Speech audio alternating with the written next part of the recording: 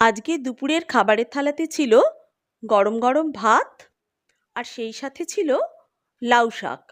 আজ অনেক দিন বাদে লাউ শাক করেছিলাম।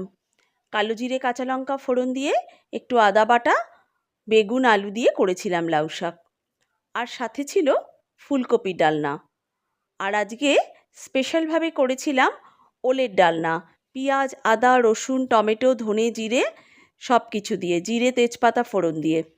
আর ছিল আজকে ধনেপাতা বাটা দিয়ে কাতলা মাছের ঝাল, ধনেপাতা কাঁচা লঙ্কা আর সেই সাথে অল্প একটু সর্ষে, এই দিয়ে করেছিলাম কাতলা মাছের ঝাল।